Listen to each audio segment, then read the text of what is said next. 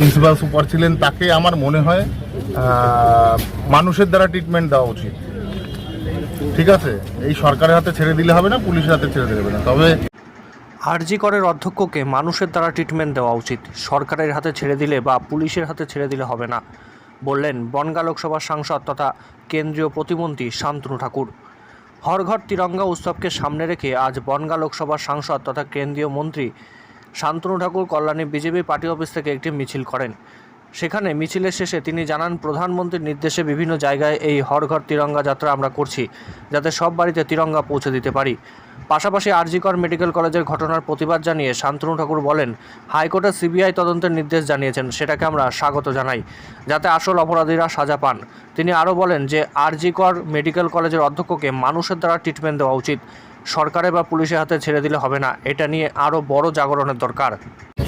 প্রতি ঘরে তিরঙ্গা যাত্রা মাননীয় প্রধানমন্ত্রীজির একটা এই যে আমাদের রয়েছে স্বাধীনতা দিবসের উপলক্ষে প্রত্যেকটা ঘরে যাতে পতাকা আমরা পৌঁছে দিতে পারি, তারই কার্যক্রম আমাদের সারা ভারতবর্ষব্যাপী চলছে। আজকে আমাদের ছিল কল্যাণী, আমাদের এই পুরো পৌরসভাতে আমাদের মিছিল ছিল, তিরঙ্গা যাত্রা ছিল।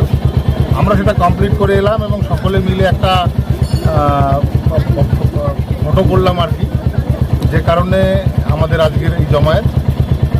যে সময় আমরা স্বাধীনতা দিবস উদযাপন করছি সে সময় পশ্চিমবঙ্গে আরজি করের মতো ভয়াবহ একটা নারকীয় ঘটনা ঘটে গেছে, যেখানে শাসক দলের অনেকে জড়িত বলে কেউ কেউ বলছে, সে বিষয়ে আপনার কি মত?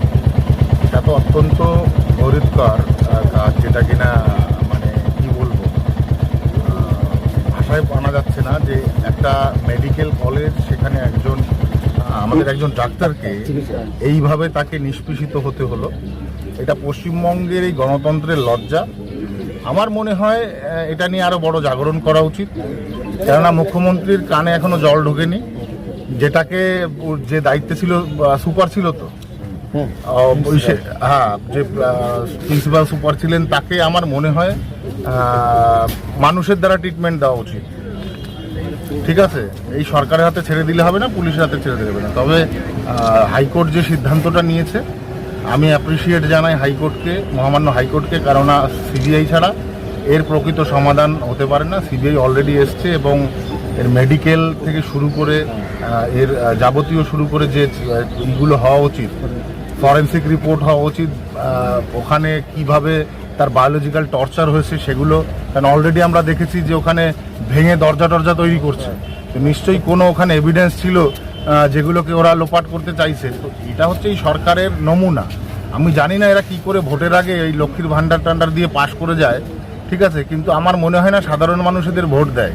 কীভাবে পাশ করে এখন সেটাই বোঝবার বিষয়। ধন্যবাদ।